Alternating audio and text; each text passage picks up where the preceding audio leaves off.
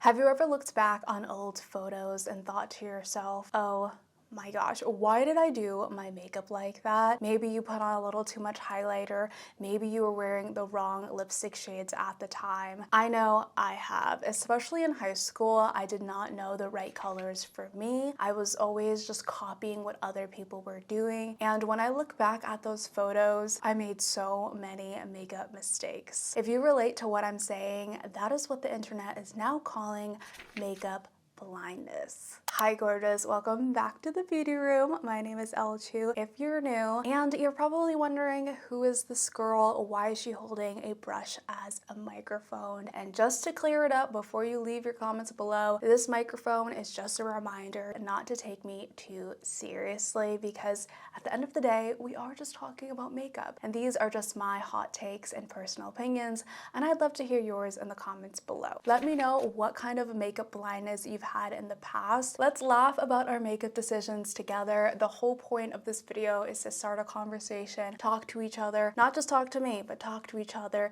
about mistakes you've made in the past and what you've learned from having makeup blindness. Now, if you have been living under a rock and you have no idea what makeup blindness is, it's just a new term that describes the feeling of looking back at old photos and cringing at how you used to do your makeup. You can also have blindness for other parts of you. So you could have hair blindness, looking back at old photos and realizing you maybe shouldn't have dyed your hair blonde, or you could have eyebrow blindness, realizing you filled in your eyebrows too much, or even style blindness.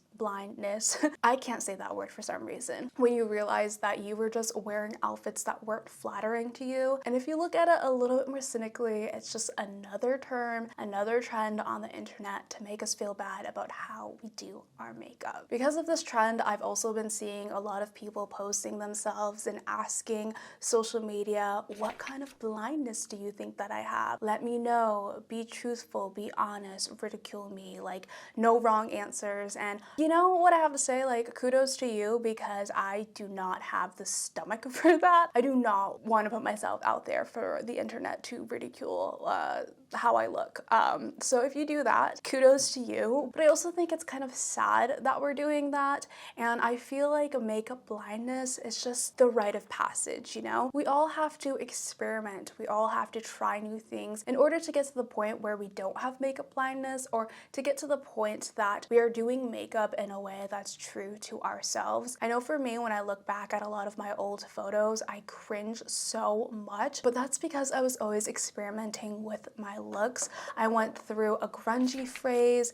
I've followed so many different trends. I've tried so many different colors of makeup and clothing and styles of makeup and clothing. And because I went through that phase of having, I'm just gonna call it beauty and fashion blindness, I now know what looks good on me, what doesn't look good on me, but also what I feel good in and what I don't feel good in. Because at the end of the day, it does not matter if you have some sort of makeup blindness. If you feel good in that look, continue to wear it. It's not about, like, you know, what other people are thinking about your makeup, if you're doing your makeup right or wrong. It's really just about how you feel. So if you are someone who is going to make judgmental, rude comments telling people what they should and shouldn't do, your comments will not be welcome on this channel. I think it is totally okay for us to share our own experiences and share what we've learned from our experiences in the comments. But if you start putting other people down in the comments just because maybe you do something differently, that is not going to fly here, because I want the space to be very welcoming. I want the space to be open to people who do all types of makeup or love all types of beauty. I know that for me, makeup is a form of self-expression, and I might have blush blindness. I put on so much blush today, and you probably still can't see it in the camera. I've also went through a phase where I had highlighter blindness because that was a trend in 2016, and those moments are totally okay. I think that if you don't have any type of blindness, you haven't really experimented with makeup enough. And in order to really learn what works and what doesn't work, we're gonna have some sort of makeup blindness. Now that leads me into the main topic of this video. Now that you know what makeup blindness is, I'm gonna chat a little bit about how you can actually pinpoint what kind of makeup blindness you have. So this isn't about putting yourself on Reddit or putting yourself on TikTok and asking people, what kind of makeup blindness do I have? I do not think, y'all, I really don't think it's healthy for our self-esteem, no matter how strong of a person you are. I think it's very easy to tell if you have makeup blindness when you look at it from a pair of fresh eyes 10 years later. It's so easy to look at those photos and think, oh my gosh, what was I doing? Because we're older, we're wiser, we've experienced things, and we have learned from our mistakes and our skills have improved. But it's a lot harder to look at your mistakes in present day. It's a lot harder to observe your face and your makeup in the current moment and be like, okay, what's wrong with it? Because usually all we can do is focus on our insecurities and focus on our mistakes like a microscope. Sometimes we do need a fresh pair of eyes in order to understand what we might be doing wrong, but other people's perspective and viewpoint of how we look could be a little bit biased. I've also experienced moments where I've had a makeup artist do my makeup and I absolutely hate it because they just don't look at my face the way that I look at my face. That leads me to my very first point. I know some people might not watch this entire video, and if you don't, I just want you to take away this one main thing and then you can leave the rest. If you've ever done a full face of makeup, followed a makeup tutorial, copied a makeup artist, looked at yourself in the mirror and thought, oh my gosh, I hate the way that this looks. My face looks so cakey. My face looks, not like me. It looks very heavy, or something just doesn't feel right. It's likely because you're doing your makeup in a way that is not authentic to you and how you feel about yourself. Instead, you're doing what you think you should do instead of what makes you feel good. Now, there's nothing wrong with following a makeup tutorial. There are so many makeup and beauty resources now out there, so many different tips that influencers, magazines, makeup artists are sharing, and they are beneficial and helpful tips and techniques. Growing up, I learned a lot from magazines, I learned a lot from my friends and family, and I've learned a lot through YouTube videos. Specifically, Michelle Phan was the very first beauty guru I've ever watched. Now, where it becomes a problem is when we kind of take these tutorials, these techniques, and these skills at face value instead of adjusting them to our faces or adjusting them to our style. I'm specifically remembering a time in high school, I think it was like either my sophomore or junior year homecoming. I wore this navy blue dress I was so excited about. It was sparkly, it was glittery. I loved the dress. And so I thought it would be a good idea to do my makeup by matching the dress with my eyeshadow, which, the usual. So I did a navy blue gray smoky eye, thinking I freaking slayed, and I paired it with a nude lipstick. I'm pretty sure it was Cream Cup from MAC. It was like a pinky kind of pale nude. Now the concept was there, right? Heavy eyes, light lips, that typical smoky eyes and nude lips. It was there. But the problem was when I look back a lot of these photos, there was so much flashback. I looked so pale. Not only that, the eyeshadow and the lip color was continuing to wash me out and continuing to make me look pale. The lipstick was not paired with a lip liner, and so it kind of blended in with the rest of my skin. So the overall idea of the look was okay, but the execution was not. And the reason why is because I was following a YouTube smoky eye makeup tutorial. And the shade Cream Cuff from MAC is because I bought it based off of some YouTuber's recommendation. I don't remember at this point, but a lot of what I was buying and trying and using when I was in high school was based off of, influencer, content creator recommendations. But the thing that I didn't realize was that I could apply that concept to myself, but with different shades. So now, as an adult, I have a better understanding of color theory. I also have a better understanding of my skin tone, what flatters me and what doesn't flatter me. But I did have to go through that phase of makeup blindness in order to understand what fits for my skin now. And I feel like when we are looking back at photos and realizing we had makeup blindness, it's because we were doing things that weren't aligned with our authentic and true beauty. Instead, we were copying tutorials or influencers or makeup artists step by step instead of taking the concept for what it is and adjusting it to ourselves. And I think that's what causes the moments when we put on a full face of makeup. We copied, let's say, Meredith Duxbury, her 10 pump foundation routine, look at ourselves in the mirror and think, oh my gosh, this is not it. I do not feel like myself. It's because you're not doing your makeup for yourself. You're doing it how you think you're supposed to do it, but not what actually makes you feel good. That could be for technique, that could be for color, that could also be for concept. Same thing for lipstick colors now. There's a really popular shade from Makeup Forever. It was called, I think it's like Wherever Walnut, and I think there was another, Anywhere Caffeine. And it seemed to have been all the rage and all the hype. I bought the 2 colors, and one of them was just too light for me. It was kind of pointless for me to have bought. So when I apply it on my skin, it just doesn't look the same. And I know better now, because most of the people that were recommending those shades were lighter skinned than me or didn't have pigmented lip colors like I do. So a great TikToker who really shows color theory and how makeup works on different skin tones is Monica. Forgot her username, but I will link her. She does like these color theory videos that kind of show you how lipsticks look different on different skin tones. And that's exactly what I wish I would have learned in high school, so I didn't make those mistakes. At the end of the day, there's nothing wrong with trying to mimic a concept, an idea, a look, but just remember that you should take everything with a grain of salt and adjust it to what makes you feel good in your skin. And that could mean that you break makeup rules, but that could mean you also follow makeup rules. Sometimes there is some fun in not following color theory and just paying no mind to color theory at all. But then other times, you know, color theory is a helpful tool that can help you adjust your makeup to be flattering on your skin tone. It just really depends on what you're looking to do with your makeup. The second sign that you might have makeup blindness, or the reason that your makeup might not look good according to you, is if you take a picture of your face and the makeup just looks awful, or not how you thought it was going to look. So again, referencing my homecoming photo from high school, I had no idea about flashback. I had no idea that I had to go a little bit more heavy-handed on my makeup for it to look good in photos. What really causes this is just not doing your makeup with the event or environment and lighting in mind,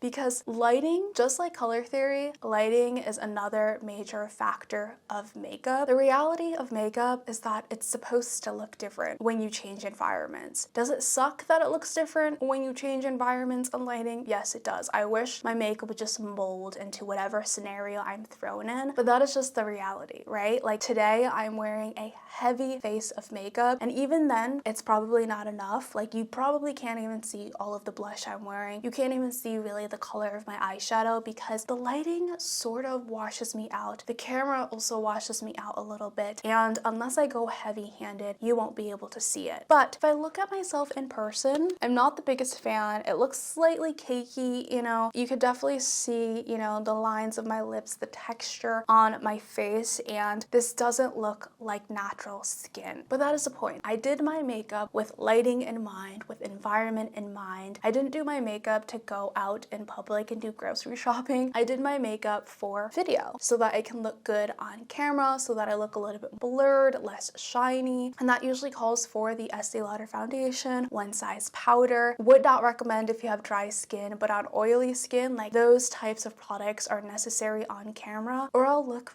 really freaking shiny. Same thing when it comes to natural makeup. I've had moments where I try natural makeup on camera and it just doesn't look good. It's not enough coverage. It makes me look creasy. In person, it'll look beautiful. In natural lighting, it'll look beautiful. I feel like myself. It doesn't feel heavy on the skin, but on camera, it does not translate the same. So my biggest tip in order to kind of resolve this makeup blindness that you might have is to do your makeup in the lighting for the event that you're going to. So if you work in an office and your office building has like all around huge natural lighting windows, then in the morning, instead of doing your makeup in a dark and dingy bathroom, I would recommend doing your makeup in front of a window so that when you go to work, you're not shook at what your makeup looks like. You know exactly how it's going to translate, and you know exactly how people are going to see you. The most humbling moment is doing your makeup at home and then going to the car, opening up that mirror and realizing your makeup looks awful. That has happened to me so many times, but I also have to remind myself that sometimes if I am doing makeup for photography or for a night event, it's going to look bad in person. It's going to look cakey in person because it's meant to look more blurring on camera. Another reason why you might feel like your makeup looks bad on you is because something is off balance. So that doesn't mean just the colors could be off balance, but it could also be the textures or the finishes. A common mistake that I've made in the past, and I've noticed that other people make, is either using too much of something or not using enough of something. Also, the products that you pair together truly matter. You might hate a product if it's paired with a certain foundation, but you might love a product if it's paired with like a skin tint instead. So definitely experiment with the types of products that you're using, the types of textures that you're mixing together, and colors that you're pairing together. Sometimes the only way for you to really figure things out is to try and play with makeup. I have at least a couple of times a week, I do my pre-shower makeup and I just play with a bunch of different textures and colors and experiment what I think looks good or doesn't look good. Sometimes the only way you know if something looks good is just by trying it out. Some common mistakes is like heavy eyeshadow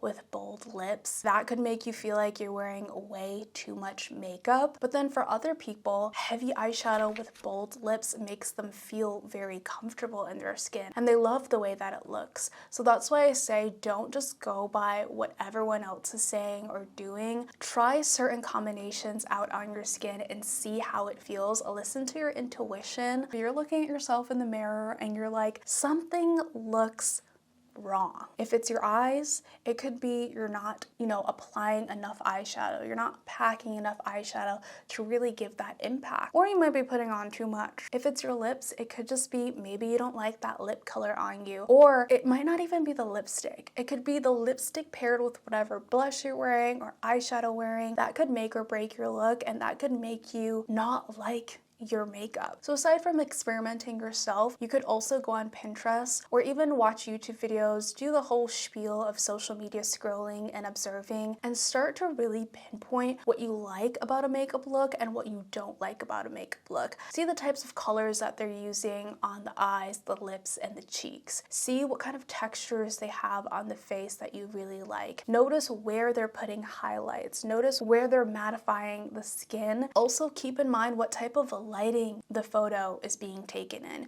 because if it's a studio photo, they're probably wearing a lot more makeup than you think, or that makeup was edited in through Photoshop. The fourth sign that you might have makeup blindness, or the reason why your makeup might not look good according to you, is because you're working against your beauty, not with your beauty. So if you ask yourself, okay, why am I doing this makeup look? Why am I putting on makeup? If your answer is to cover up to cover up my acne, to cover up my scarring, to cover up my freckles, to make my eyes look bigger, there's nothing wrong with that. Because of course, makeup is also there to help us feel more confident in our skin. I know that for me, makeup has been my saving grace, especially for someone who has struggled with acne for years and years and years. I used to wake up so early every day before school, put on a full face of makeup in order to be able to want to go to school and be able to get through the day without feeling insecure or ugly or without feeling terrible about myself. So of course, in some ways, makeup is there to be our support system, but in other ways, it can really hinder our skills when it comes to makeup. And I'm talking from the perspective of using makeup as self-expression, using makeup as like a hobby or something that you're passionate about,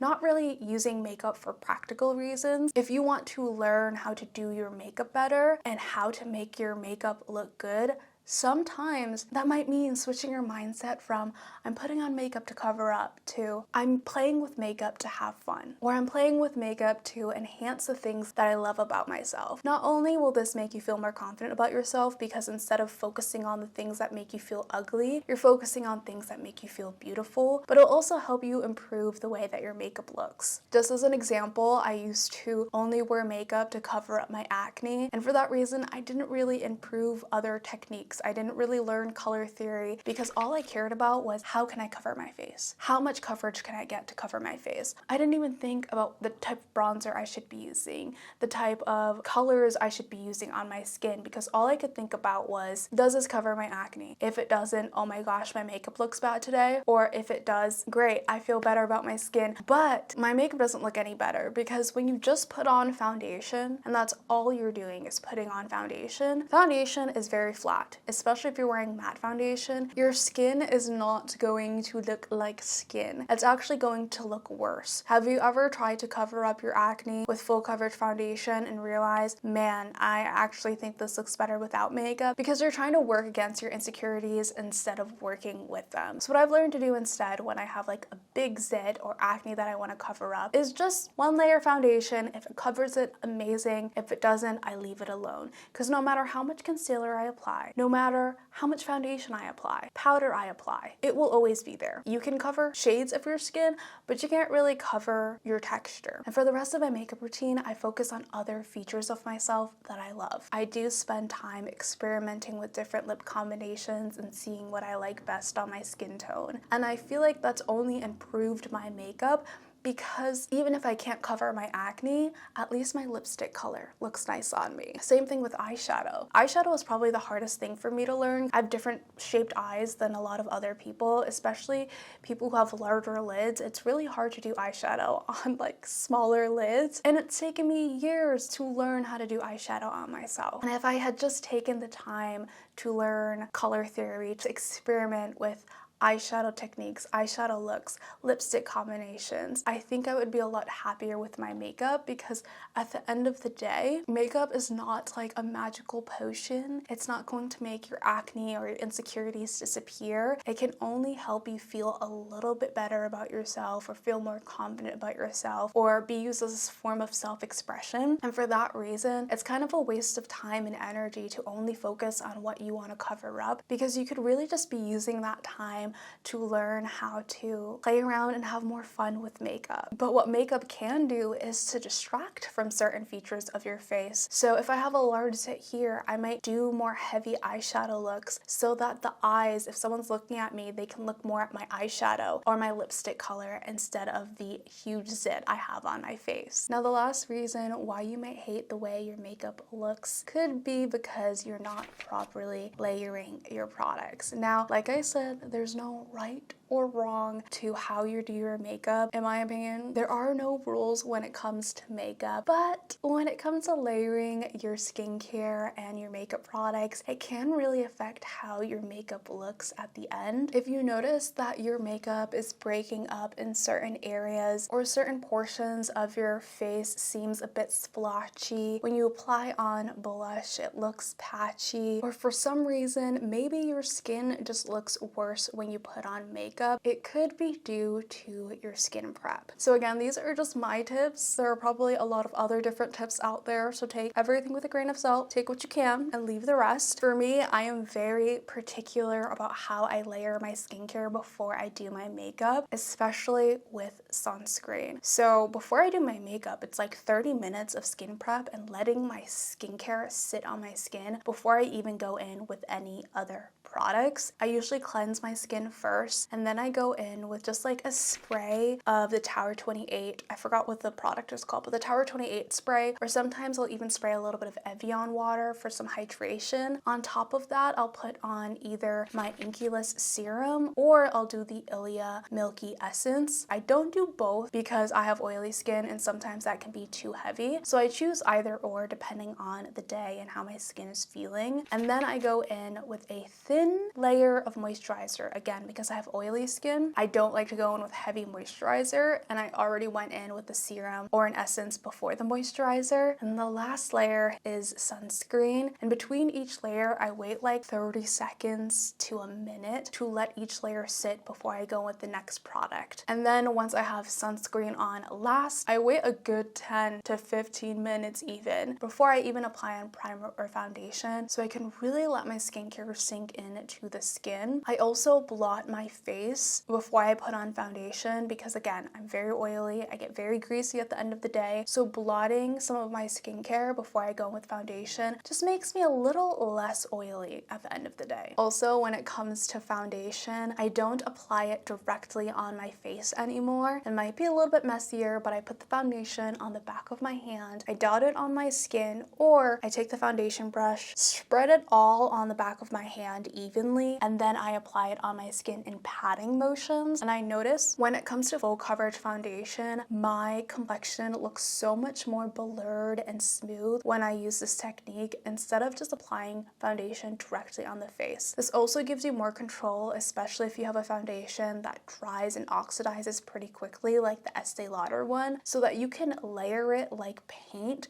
instead of just putting globs on your face. So when you think of paint or spray paint, you always go in with like a primer first, then you go in with one layer of paint, let that set, and then another layer of paint and let that set. And that's kind of how I apply my foundation too. I really take my time, especially when I'm doing full glam. I like to do it this way because I notice it makes my skin look so much smoother when I use this application method. Now, there's nothing wrong with applying foundation directly on your face per se. You'll notice a lot of influencers and content creators applying their foundation this way. Truthfully, I feel like they're doing it because it's just visually appealing. Sometimes I'll even do it that way if I want to have like a visual effect, but if you want the most smooth base, putting it on the back of your hand, adding coverage layer by layer is the best way to go, at least for my skin type. I also do the same thing for powder. So instead of like piling on a bunch of powder under my eyes and baking it, I take a little beauty sponge, I dip the powder with the sponge, and then I just pat it all on the back of my hands to get an even amount of coverage on the sponge, and then I pat it into the skin. And again, it gives me just an even coverage of powder. It blurs out the skin and looks so much better than if I were to pile it on. Sometimes you also have to be careful when you do that, because if you apply on too much powder, if it's a lot of powder in one area and not in another, that can also cause your powder to cling on to random areas of your face and look splotchy on your skin.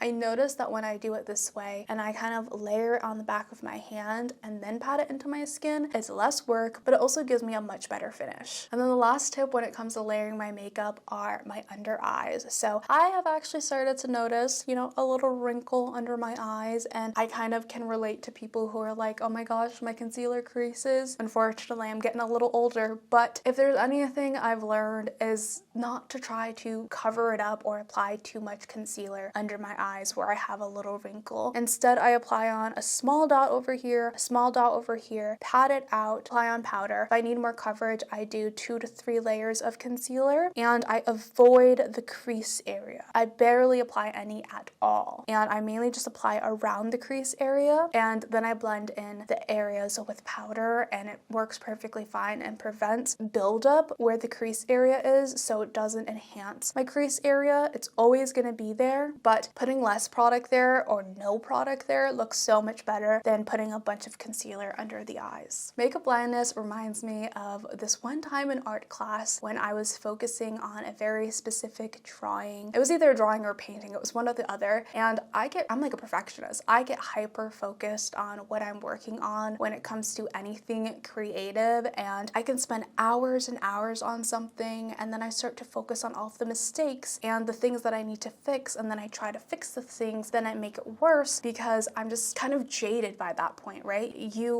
Sometimes you overdo it because you're spending so much time on that piece of artwork. And I remember my art teacher noticed that I was doing this, and I was just hyper fixating, trying to fix little things about this painting because I didn't like it. And he told me to just stop what I'm doing, take a break from it, and come back to the piece the next day with a fresh pair of eyes and see what I can fix from there. And when I came back with a pair of fresh eyes, I realized there weren't really a lot of mistakes at all. Like, I actually kind of liked what I was making, but in the moment I was spending so much time, spending so many hours hyper fixated on this piece of artwork because all I could see was the mistakes. But after taking a step back and looking at it the next day with a fresh pair of eyes, I realized that it was fine. And that's kind of how I see makeup blindness. blindness, except the opposite, because sometimes when you have a fresh pair of eyes, you realize that there are some things that need to be fixed. But sometimes it is really hard to tell what's wrong if you don't have a fresh pair of eyes. So when all else fails, ask someone that you can trust that's going to be honest with you but not rude to you, like your friends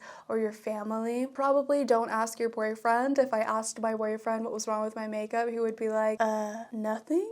Or you can look at it like a piece of artwork like I do. Take a picture of your makeup look, go to bed, look at it with a fresh pair of eyes, and I'm sure you'll be able to spot the mistakes or things that you were blind to originally. With that being said, those are all of my reasons why you might feel like your makeup looks bad or signs that you might have makeup blindness. I want to hear in the comments below, what kind of makeup blindness have you had in the past? Let's start a conversation. Let's laugh about it together. Thank you all so much for watching. Give this video a thumbs up if you enjoyed, and as always, I'll catch you on the flip side. Bye!